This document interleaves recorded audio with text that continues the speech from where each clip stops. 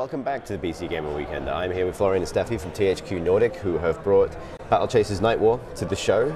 You guys have been here since yesterday, showing the game on the show floor. How's it been so far? Has it been fun? Have you enjoyed having the game here? Have people enjoyed sitting down to play? Yes, really. We have a lot of good feedback from people showing up, playing the game. Not everyone knows it so far. Yeah. We will change that now, I think. And yeah, if they just grab their controllers, they start to play and they are instantly hooked. So They all finished the demo, which is like 20-25 minutes. Awesome. And everybody is really, we just had only positive feedback so far. Great. So tell me a little bit about, what is Battle Chasers Nightwar then, for people who may not have heard about it who are watching the stream? So Battle Chasers Nightwar is basically a mix between a little bit dungeon crawling game and a JRPG, if you like the Final Fantasy, Chrono Trigger, those kind of games. And it's done by Vigil Games veterans, so you might know the guys who did Darksiders before. Right. And it's like key people from those team. They after the first THQ company went bankrupt, they went on Kickstarter. They founded a new studio which is called the Airship Syndicate. Yeah. And then they went with Battle Chasers. They went on Kickstarter. And this was very successful, and they're now making this game. Actually, it's based on a comic book series, which is rather popular in the US, as far as I know, and also called Battle Chasers. And this was was Joe Madureira, the art director, has done before. This comic book series, they have done this like in the late 90s, I think. And after that, he went into video games making. Right. Darksiders 2, and now he's back with full Battle circle Chasers, back to roughly 15 years later. Awesome. So we can jump into the game now, I think. Take a look. And you can lead me through. So this is the same demo that you're showing on the at the show today. Same demo, and my colleague Stephanie is going to play. So of course, there's a demo. We have a little bit explanation before, and now we are seeing the dungeon crawling part. So as you can see in the middle, we have 3 heroes here. This one is called Calibretto. Right. He's like a war golem, and he will act as a healer mostly. Okay. And yeah. Now you see a little bit how the dialogues are working. You have those huge artworks, they're talking together, and now we are entering one of the dungeons. The dungeons are randomly generated, so we have some certain parts of it are pre-made, and then they are put together in a randomly way, so that you have a lot of diversity for every playthrough you have and for every adventure you take on. So now she changed to another character, and we just ran into a combat situation, and firstly, the game looked a bit like a Diablo game, and now you can see it's definitely not. So it's more inspired like Final Fantasy JRPGs. And we're now in a turn-based combat. So you see the little portraits there, like in the middle of the screen. And this is like the initiative line, so you can see which character is going to be in action next. And now, for example, she's attacking our tank, which is Gully. She's kind of the main character for the story. Just a 9-year-old girl who has lost her father, who has gone missing, and now she just recovered those huge gauntlets you can see on her hands. And she is trying to find her father. And so she's gathering up a bunch of companions, like Calibretto, the big war golem on top, and Garrison, the hero with a sword, here in the lower part of the screen. So, my colleague is using different kind of attacks now. It's a complicated system, so we wanted to have like complicated and demanding fights. Right. Not the easy mode, so you have to really think about it. Now we are just fighting as the first encounter. It's kind of easy, so there's not much thinking now, but later on we'll have a boss fight where it's not sure if we can beat him or not. But we'll find usually out. like 50% of the time we'll try to fail, so hopefully we can make it this time. So, combat is over now. Of course, you will get like experience, you will level up with your characters, they will learn new skills, new abilities. They will have loot, like you have a sword, and new flasks, new armor, some kind of those things that you can see here. We also have an extensive crafting system in the works, which is also in the game. So you will find a lot of ingredients, like you get some bones now, I think, so you just looted them, and you can build up some armor with that. Right. Yeah, we're now strolling through the dungeon. I noticed that you were switching through which character was sort of taking the lead while going through the dungeon. Exactly. Is that in fact what abilities you have access to? Yes, because also in the dungeon they use different abilities. For example, like she was running around with Garrison all the time now, he can dash forward, because in dungeon there will also be like traps, like like this spilling sword thingies. I don't know what the correct name for this is in English, or like fire things coming I think up from the spinning ground. sword thingy is about it. That's what I would probably call it. Most proper word for that. Yeah. And he can avoid them. For example, Gully can stun the enemies on the dungeon map so that you can avoid a fight. Right. Or Calibretto, the big guy, can heal you. Okay. So I've talked a lot about those 3 heroes. This is just 3 out of 6 that you can have in the final game. So you can always bring 3 in the party actual to the dungeon, and Right. but you can choose from a pool of 6. Okay. So there will be like with Sonya is like a outlaw girl with guns and something, and there will be Nolan, a mage. And those are like the 5 battle chasers from the comic book series, actually. And for the Kickstarter, there was made a new one, which will be like a demon hunter-ish character, so you have some variety in that.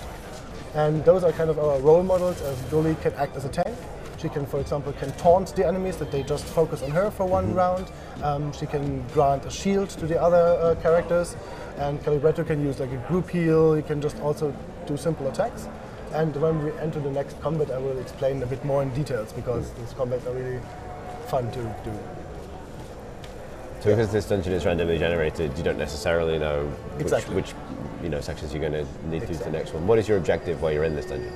In this dungeon now, it's just like killing the end boss, Okay. getting some ingredients. Like you can, when you enter a dungeon, you can choose different different difficulties, and so you're in different versions, like normal difficulty, harder difficulty, legendary difficulty, and this will grant you access to battle loot all the time.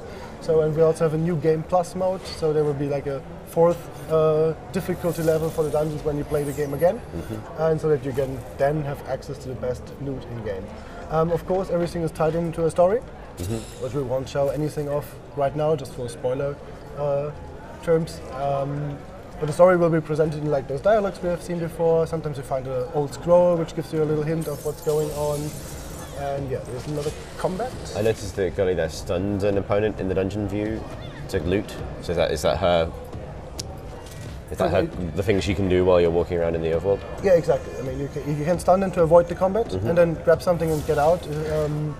For example, usually these combats, you will draw mana. You will consume mana. It will not replenish automatically. You have to drink a flask or something. And I will tell a bit more. So when my colleague is now attacking, let's check. Sort of fighting going on. Not so quick, Stefan, please. I can barely keep up. So now we can finally see what you can choose actually. So those 2 attacks on the left here, they are just simple attacks. They don't instantly, they don't cost any mana, but they generate a so-called thing called overcharge. Okay. Yeah. And the other ones are the abilities.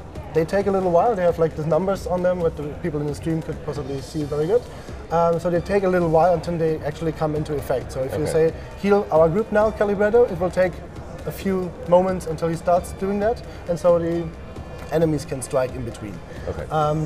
It's very clever to mix certain abilities, because, for example, if Garrison strikes an opponent, he can cause a bleeding effect. So the creature keeps on bleeding and bleeding, loses a bit of health points. But then you can use another attack from another hero who makes more damage if a character is bleeding or sundered or something. Right. So if you combine those effects, it's like the most effective way you can have. Another thing that we are seeing is this in the middle, this yellow or orange thing, the burst, we call it.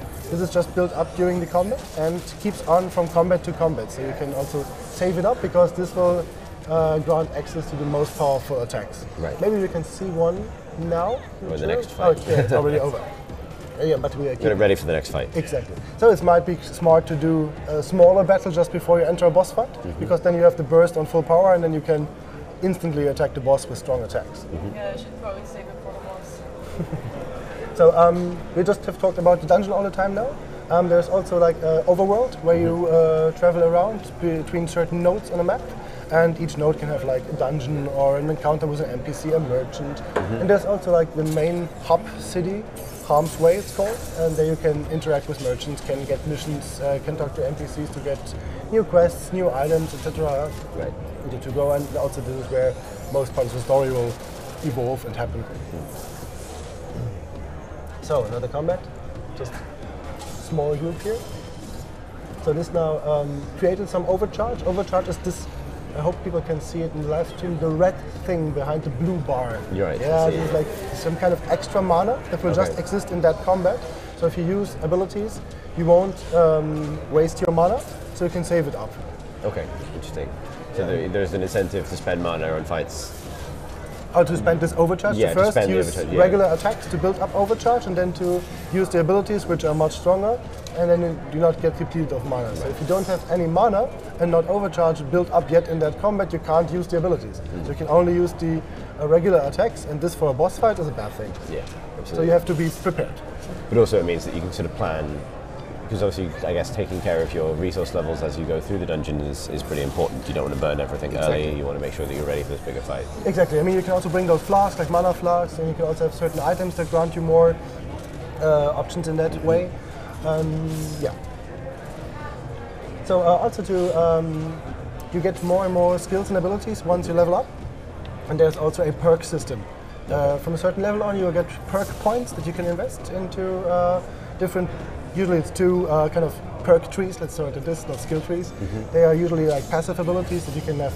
My attack A does a bit more damage, or the bleeding effect is a bit longer for some of those things. And if you go more and more into one of those trees, you will also get passive effects for that, like overall 5% more attack damage.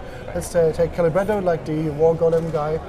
As an example, he can either go into the artillery tree or in the nature tree, so you can focus more on healing or more on doing damage. Right. So it's up to you. And those decisions will persist across the campaign. Yes. You can see, even though you mentioned the legacy of this game in Darksiders, I actually now really see that in the art, which is sort of very specific to that team. It's notable that, like, given the JRPG influence on the battle system, it still has that kind of comic book feel, I guess, from the original. I haven't read the comics, so I can't say for sure. But how closely related is it to those? I mean, originals? It's basically the same characters in the same world. Right, So it's not. I think it's not like the same story here. But during the Kickstarter campaign, Joe Matt promised to finally finish the comic book series now with the 10th issue. And so yeah, I guess he will finish it up. But the game is like the same world, but not the same story. Right, I see. We're getting closer to the boss fight. I Here guess it we is, are. actually, yeah. All right, that was well timed. So here he comes. Too bad we didn't come to a crafting station. Well, we can always run through again, see what we find the second run through. Okay. So this fight will be rather tough now. You see a lot of healing points, hit points I and healing also points. can't Sorry. see that good from here, but I'll try. So here it's really you have to think of what you're doing. So using the role model of the characters is a good idea here now. So using Gully, the little girl, as a tank all the time might be very smart here, and then just doing damage with Garrison, as he is also the best damage dealer, and using Calibretto for healing, because you can see now this big guy here does a lot of damage. Calibretto is almost dead, just by one hit. So maybe the burning will actually kill him now. You should drink a health potion if you have one left with Calibretto. So what she's using now is she can the Quake Fist. What is it? Heroism? Yeah. Didn't see what did you choose heroism? You did, yes. So this will, after a few moments, will grant a damage shield to all the characters. Right. We hope. Actually, no, it didn't work out. So the healer is down. As many players from MMORPGs know, this is a bad situation in a boss fight. But let's see if she can. It's so far from here, I can't really see what I'm doing, excuse, so good it's very excuse. hard. I can see pretty well, and I have my glasses, so. Yeah, I have my glasses, but they don't. So maybe you should use one of the burst abilities now. It might change the situation a little bit. Sorry, what did she Like say? the burst abilities, like these very strong ones. Yeah. Here we go. Here's the Blade Master ability, so Garrison now will do a lot of damage. And I fear it won't be enough. So by the way, speaking of Darksiders, before we entered the dungeon, did you see what he picked up? This is a Chaos Eater, the sword from Darksiders. Oh right, So this cool. was like as a little reference. cameo reference from a sword. We brought this in. Doesn't seem to do a lot of damage, but it, Yeah, like here's a 500 something or yeah, 1000. 533. Well, I'm not a prophet, but I think so. The bosses, they can also use their burst abilities. I can see that. They also build up the burst thing, and then it's like, yeah, well. And without a healer now. Yeah. Looking also, what is not very nice, if you consume now a healing flask, it will also finish the round for that character. Right. So, let's see. There's So the we have shield. the damage Yeah. shield is just not that strong. It's just like 80-ish hit points something. So I doubt it will last long. But maybe we will. You ever say Do that? it again. Yeah. Okay, now he's using again his burst ability, which is like. Well, at least you had the shield. It's better to have had it than... We survived, that's good. Indeed. So, what are you going to do? Maybe healing first. Healing first? I don't know. But he hasn't lost hit points to boss for a while now. No. Yeah. If you're just healing and drinking health potions, you won't win.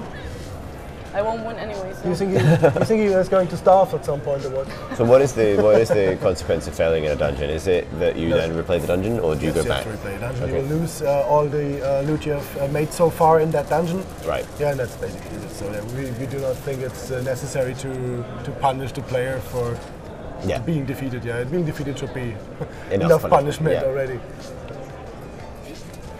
It's interesting that your success, like given that the dungeons are randomly generated, it feels like this happened to be a little bit tougher, maybe because you didn't encounter some of the things that might have helped along the way. Sure. Is that sort of one of the ways that the challenge can vary from dungeon to dungeon, based on kind of what you encounter and when? Well, I think if you choose the lowest difficulty, all the dungeons should be doable. Right. And if you come to the higher tiers of difficulty, you should be more prepared, or you should level up, you should have better equipment, so on, like the traditional RPG methods. Okay, we do have some burst. So if we would have succeeded by this boss here, maybe we're not done yet.